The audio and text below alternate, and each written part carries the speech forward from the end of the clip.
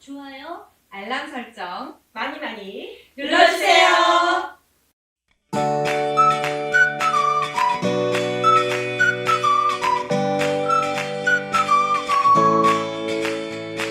금융소비자TV의 정지혜입니다. 이세연입니다. 안녕하세요. 네. 대표님, 네. 요즘 우리나라 저금리 시대잖아요. 그쵸. 낮아도 너무 낮지 않아요? 네, 뭐 은행 가면은 이제는 보관비를 내라고 할 것 같아요. 이제. 네, 그러니까요. 그래서 네. 이렇게 저금리 시대에 은행 예금 적금으로 돈을 불리기란 정말 쉽지가 않은데 네, 그렇죠. 이럴 때일수록 이제 세금을 절세할 수 있는 금융상품이 또 인기라고 하더라고요. 네. 목돈을 만드는 데 도움이 된다고 하던데 네, 아무래도 한 네. 푼이라도 더 이렇게 만들어야 되니까. 네, 그러니까요. 네. 그래서 이 세금을 절세할 수 있는 금융상품에 대해서 오늘 알려주신다고 하셨죠? 네, 네. 좀 절세할 수 있는 상품 뭐가 있나. 네. 그래서 어떤 것들이 있는지, 어떤 방법이 있는지 먼저 알려주시겠어요? 네. 네. 뭐 일반 우리 서민들이 저축하는 그 예적금, 그다음에 뭐 네. 보험사의 그런 저축성 보험, 그다음에 증권사 이런 펀드 상품 이런 거에 대해 저축하시면 보통 뭐 이자나 배당 소득세가 이제 금융소득세라고 해서 15.4%가 이제 부과가 되는데요. 네. 근데 이제 오늘은 이 15.4%를 줄일 수 있는 상품, 네. 이 대표적인 게 한 세 가지가 있거든요. 세 그래서 가지요. 네, 그래서 금융은 뭐 삼총사라고 할 수 있는데요. 네. 네, 그 상품들을 좀 소개해 드리려고 합니다. 네. 네, 그래서 금융자산 관리에서 이제 좀 꼭 필요한 상품인데요. 바로 이제 첫 번째는 비과세 종합저축, 그다음에 두 번째는 상호금융사의 예탁금과 출자금, 그리고 ISA 개인종합자산관리 계좌입니다. 네. 이렇게 세 가지 네. 말씀해 주신 게 비과세 종합저축, 또 상호금융의 예탁금과 출자금, 네. 그리고 마지막이 ISA 개인종합자산관리계좌 계좌. 네. 이렇게 세 가지인데요. 네네. 우선 절세 혜택을 주는 금융상품들이 가입 조건은 있을 것 같은데 네. 소개해 주신 이 금융상품들에 대해서 하나하나 한번 구체적으로 살펴볼게요. 네네. 네, 일단 첫 번째 비과세 종합저축, 이것은 누가 가입을 할 수가 있는 걸까요? 네. 아무래도 뭐 세금을 비과세한다는 건 한 푼도 안 내는 거잖아요. 그러니까요. 그래서- 솔깃해요. 네. 그래서 뭐 비과세 종합저축을 아무나 가입할 수 있는 건 아니고요. 네. 대상자가 한정되어 있는데 이제 올해 2019년 기준으로는 만 65세 이상이신 분, 그다음에 장애인, 그다음에 독립유공자, 그다음에 그 유가족, 그리고 국가유공 상이자, 그다음에 기초생활수급자, 5.18 민주화운동 부상자, 그다음에 고육제 후유증 환자 등이 가입을 할 수가 있습니다. 네. 네. 그런데 이제 이 만 65세 이상인 분들 중에서도 사실 이제 그 은퇴하시거나 이러신 분들이 자산가이신 분들이 많거든요. 네, 그렇죠. 요즘에는 그렇죠. 네, 젊은 분들보다 이 은퇴하신 분들이 돈이 더 많을 더 수도 많거든요. 있죠. 네. 그래서 그 65세 이상인 분들 중에서 돈이 좀 있으신 분들이 이 상품 많이 가입을 하고 계세요. 그래서 사실 서민들한테 혜택을 주려는 정부의 의도가 좀 그러니까요. 반영이 안 되고 네. 이 고액 자산가한테 세제가 좀 이렇게 세제 혜택이 돌아가서 이제 정부에서는 그 올해 세법 개정안에서 내년부터 그 가입하는 이 비과세 종합저축은 소득 상위 계층은 가입할 수 없도록 제한을 하기로 했고요. 그래서 이제 그 기준은 이제 만 65세 이상이시지만은 이제 올해 가입 아니고 내년에 가입하시는 분들은 네. 그 직전 3개년도에서 한 번이라도 네. 이 한 번이라도 금융소득 종합과세 대상이 되시는 분들은 가입을 못하시게 막아놨습니다. 네, 지금 금융소득 종합과세 대상자라고 네네. 말씀하셨는데 네. 전 이것도 잘 모르는 네, 조금 어렵죠. 범위네요. 어떤 네, 걸까요? 네, 금융소득이라는 건 아까 그 이자하고 배당소득을 네. 이제 두 가지를 말하는데요. 그 금융을 이제 운영해서 발생하는 소득이요. 그래서 이제 뭐 은행에서는 이자가 발생하고 그다음에 증권사의 펀드나 뭐 이런 것들 뭐 부동산 임대소득, 부동산 펀드라든가 이런 건 또 배당소득이 발생을 하는데요. 네.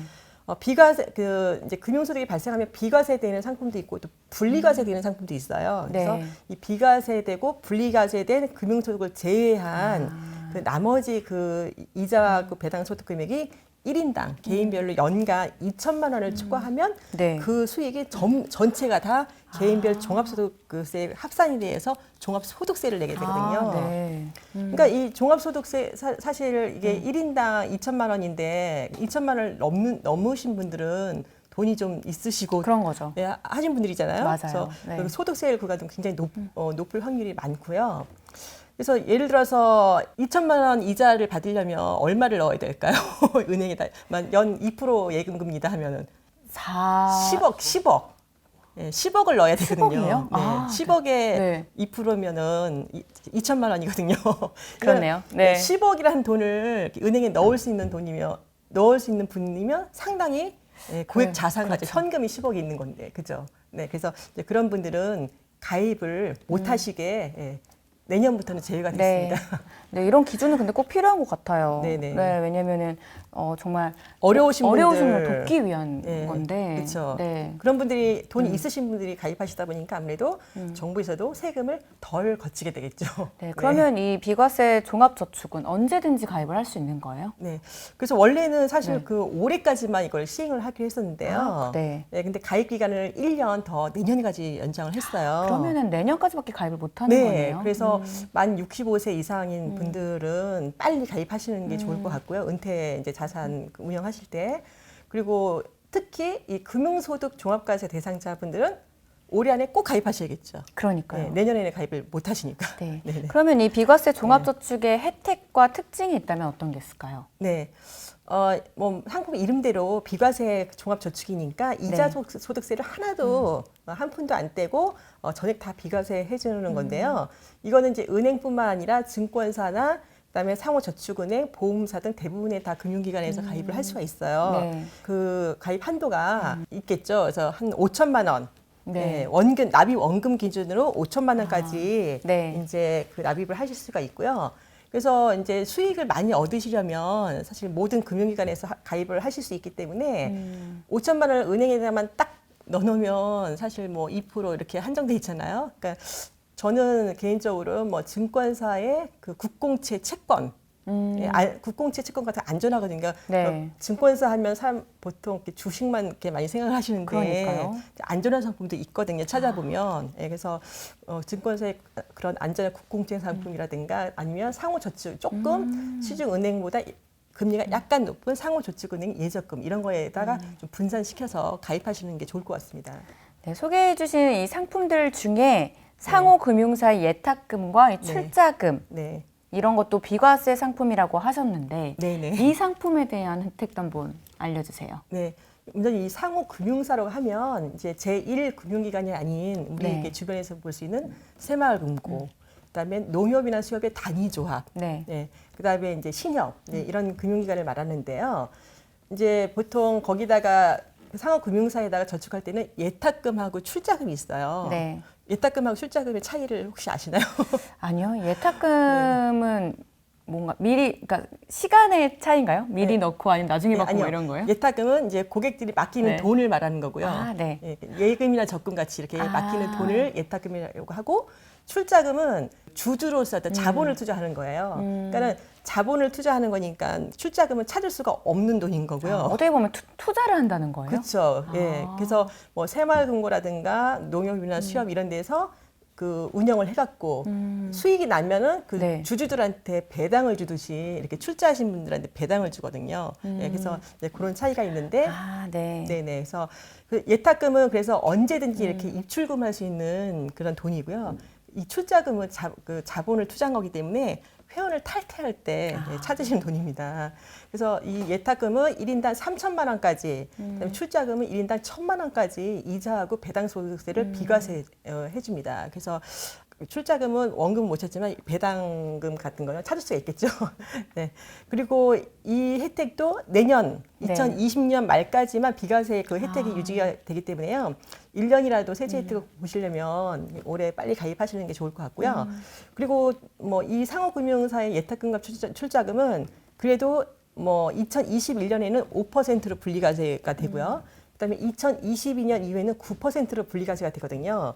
그래서 뭐 금융소득세 보통 15.4%라고 하는데 그거보다는 적게 내니까 또 이 상호금융사의 예탁금과 출자금도 많이 이용하시는 게 도움이 되실 겁니다. 네. 그런데 이렇게 2020년까지로 해서 기준이 자꾸 정해지고, 그러니까 달라지고 있는 흐름인 건가요? 네, 그러니까 뭐 정해졌다가 늘리기도 하고 아. 뭐 하고 하는데 아무래도 이제 그 서민들이 돈을 불릴 수 있는 금융 상품들이 많이 없고 하다 보니까 정부에서 정책들을 자꾸 완화시켜가고 있습니다, 요즘에. 네. 네. 그러면 이제 마지막으로 소개해 주실 절세 상품이 바로 ISA. 네네, 맞죠? ISA. 네. ISA는 어떤 상품일까요? 네, 이거는 그 개인 종합 자산 관리 계좌를 말하는데요. 네. 그 하나의 계좌에서 예금, 그다음에 주식, ELS 펀드 같은 거를 이렇게 네. 다양한 금융상품을 이렇게 담을 수가 있는 거예요. 그래서 이제 그 통합 계좌이기 때문에 이건 2016년 3월에 이제 정부에서 네. 출시를 했는데요. 국민들한테 자산 형성의 기회를 제공하고 노후를 대비할 이제 그것을 돕기 위해서 만들긴 했는데, 근데 요즘에 저 ISA가 조금 말이 많긴 하더라고요. 수익이 안 난다고. 그래요. 아, 네. 이거 왜냐면 이것도 예적금만 있는 게 아니라 투자 상품도 있다 보니까 투자 상품도 있다 보니까는 뭐 마이너스 나는 경우도 있긴 있거든요. 네. 예, 하지만 그래도 비과세 혜택을 주는 그런 이제 계좌인데요. 이 ISA 계좌에다가 이렇게 돈을 딱 납입을 하시잖아요. 네. 그 본인이 만약에 상품을 2개를 거기 담으면 뭐 50% 이렇게 저기 하겠다 하면은 그 설정한 비율대로 돈이 자동으로 이렇게 배분돼서 저축이 네, 됩니다. 네. 그래서 그리고 이거는 또 한도가 납입 한도가 있는데 네. 1년에 2천만 원씩 5년간 1억 원까지 납입이 가능하고요. 그 가입 기간 내에는 해약을 하시면 안 됩니다. 왜냐하면 세금 네. 혜택을 못 받거든요. 네, 그리고 또 그 안에 있는 상품 구성들을 투자 상품이다 보니까 좀 자유롭게 또 변경을 하실 수가 있습니다. 아, 네. 네.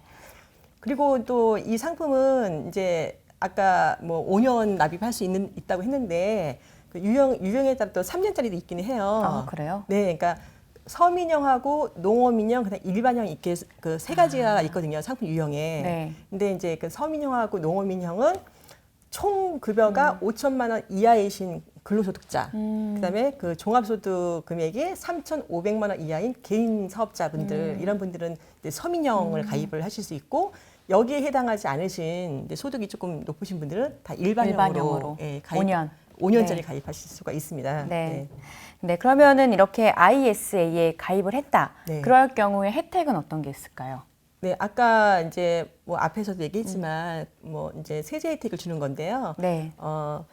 ISA에서 발생한 금융소득은 서민형과 농어민형은요 400만 원까지, 그리고 일반형은 200만 원까지 비과세 혜택을 받으실 수가 있어요. 근데 네. 이게 뭐 1년에 400만 원이 아니라 총 운영하는 기간 누적 수익 400만 원과 200만 원을 비과세 그 혜택을 받으실 수 있고요. 그리고 또 그 금액을 넘더라도 나머지 소득에 대해서는 그 15.4%가 아니라 9.9%의 분리과세를 하게 됩니다. 9.9%. 나눠지네요. 네. 낮아지는 거네요. 네, 그렇죠. 그러니까 일반 시중에서 15.4%할 걸 그래도 여기는 저기 비과세 한도 채우고 나머지 수익은 9.9% 분리과세니까 아무래도 세금을 덜 내시는 거겠죠. 네. 그래서 뭐 예를 들어서 이제 그 ISA에다가 상품을 2가지 구성을 했을 때 A 상품은 이제 수익이 400만 원이 났고요. B 상품만 손실이 100만 원이 났어요. 네. 그럼 예전 같으면은 뭐 손실 난 거는 물론 세금이 없겠지만은 수익 난 건 400만 원, 400만 원의 그 15.4%인 62만 4천 원을 다 세금을 내야 됐거든요. 그렇죠. 예, 근데 이 ISA는 통합 계좌다 보니까 정산을 해요. 그래서 수익 400만 원하고 손실 100만 원 한 걸 정산을 하면 300만 원 수익이 난 거잖아요. 네. 그렇죠. 그래서 이거를 뭐 일반형이라 가정했을 때 300만 원 중에서 200만 원은 비과세 혜택을 비과세로. 보시는 거고, 네. 나머지 수익 100만 원은 분리과세 9.9%니까 9만 9천 원만 예, 세금을 내시는 거니까 아무래도 일반 금융 상품보다는 세금을 덜 내시게 됩니다. 그렇네요. 네, 조금 복잡하기는 한데 어쨌든 세금을 조금 덜 내는 건 확실해 보입니다. 네, 네. 그렇다면 이 ISA에 가입할 경우 네. 좀 알아야 할 사항이 있다면, 주의점이 있다면 어떤 게 있을까요? 이게 이제 투자 상품도 이렇게 섞다 보니까 아무래도 이게 이제 운용을 하는 거거든요. 네. 그래서 뭐 신탁형과 일임형 이 2가지가 있긴 하는데 네. 운용을 맡기다 보니까 증권사에 운용을 맡기다 보니까 수수료가 있어요. 수수료가 있어서 뭐 0.1%부터 최고 1%까지 수수료가 있으니까 이제 아무래도 좀 수익이 나야 수수료를 내시는 의미가 있겠죠. 그러니까요. 그래서 네. 상품 받는 것도 조금 주의를 하셔야 될 것 같고요.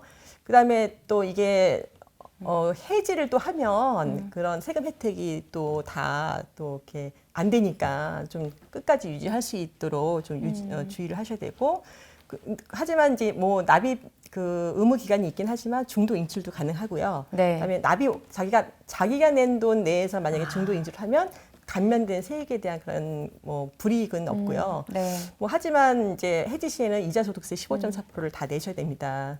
그리고 이제 기존에는 이 ISA 계좌가 소득이 있는 분들만 가입할 수 있도록 정부에서 해놨어요. 그러니까는 소득이 없으신 뭐 전업주부라든가 은퇴자라든가 뭐 학생 뭐 이런 분들은 사실 가입을 못했거든요. 근데 이제 정부에서 이것들을 좀 이렇게 조금 확산시키기 위해서 가입을 유도하기 위해서 이제 내년부터는 누구나 다 가입할 수 있도록 네. 바꾼다고 합니다. 네, 그래서 세제 혜택은 2021년 12월 31일까지 이 상품을 또 가입을 하실 수가 있습니다. 네, 지금까지 이 절세할 수 있는 금융상품 네. 세 가지에 대해서 네. 알아봤는데요. 저금리 시대에 이제 목돈을 마련하기 위해서는 네. 이런 비과세 상품도 적극적으로 활용을 해보시는 게 네. 좋을 것 같습니다. 네, 오늘 정보도 굉장히 많은 도움이 됐을 것 같아요. 너무 정보가 많죠? 네, 너무 많아요. 앞으로도 많죠. 네. 그래서 좋아요와 구독 꾹꾹 네, 눌러주셔가지고 눌러주세요. 그때그때마다 확인해 주세요. 네, 그럼 또 다음 시간에 뵙겠습니다. 고맙습니다.